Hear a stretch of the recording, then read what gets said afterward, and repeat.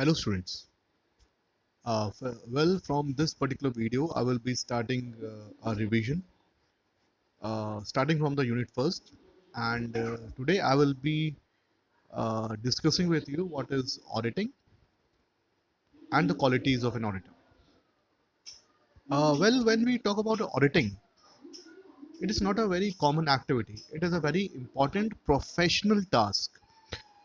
It carries heavy responsibility and it requires great level of skills and management. Right?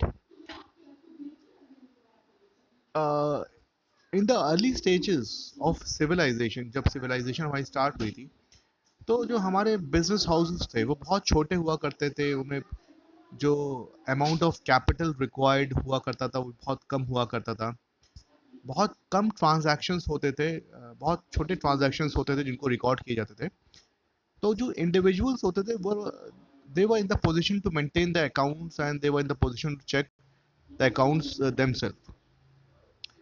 तो उस समय ये एक waste of money, waste of resource, waste of time समझा जाता था कि किसी आ, आदमी को बुलाया जाए, किसी बाहर की एजेंसी को बुलाया जाए एंड उससे अकाउंट्स चेक किए जाएं।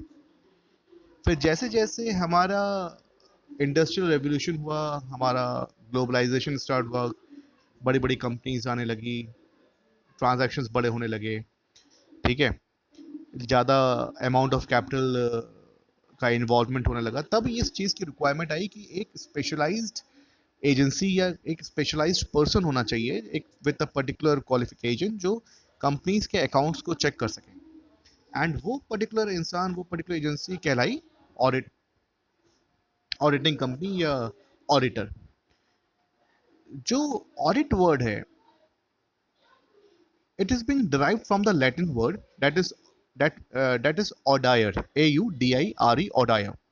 ऑडायर का मतलब होता है सुनना।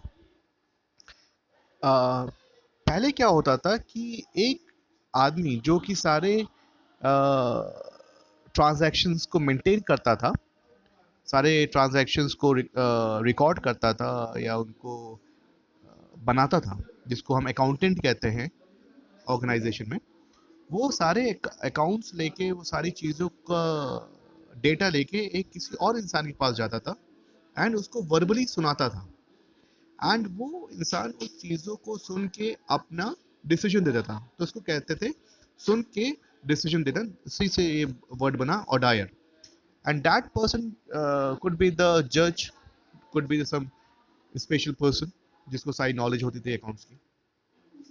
तो वहां से ये वर्ड निकल के आया ऑडायर, जिससे हमारा वर्ड बनता है ऑडिटिंग। तो जब हम ऑडिटिंग की बात करते हैं तो ऑडिटिंग का मतलब है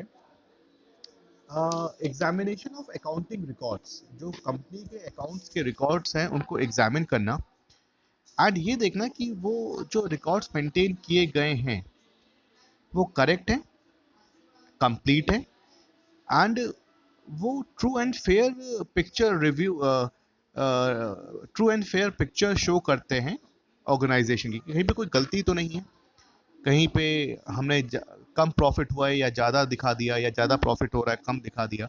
सारी चीज़ों को एक्यूरेटली शोकेस करना एंड सारी इंफॉर्मेशन एक कंसर्न्ड अथॉरिटी को प्रोवाइड करना, ये ऑडिटर का काम होता है।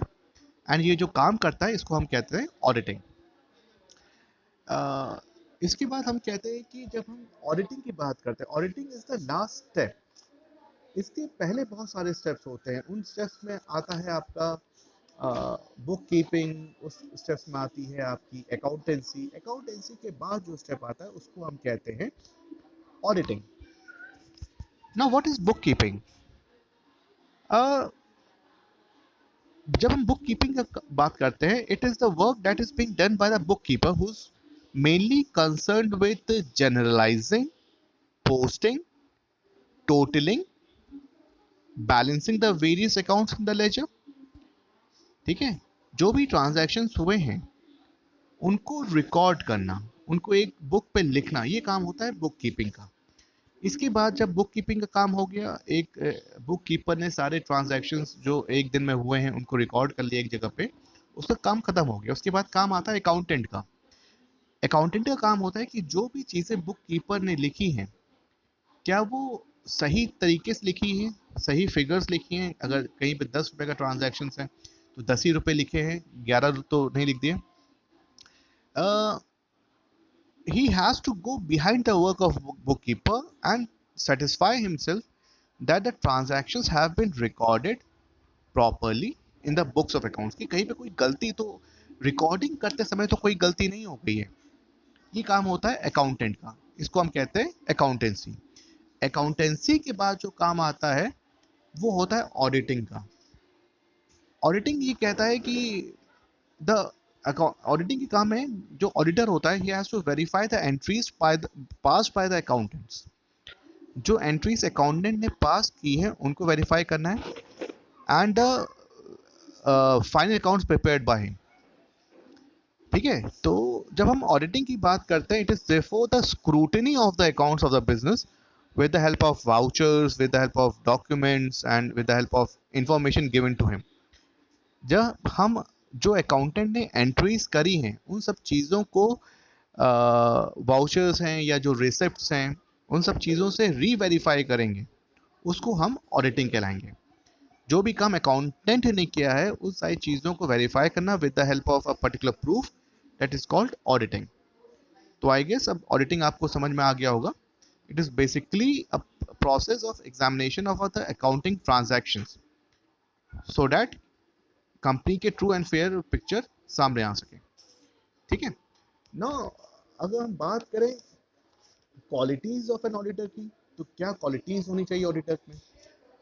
जो ऑडिटर है, he should be well versed, he should be well, उसके पास सारी नॉलेज होनी चाहिए फंडामेंटल प्रिंसिपल्स की, थ्योरीज की,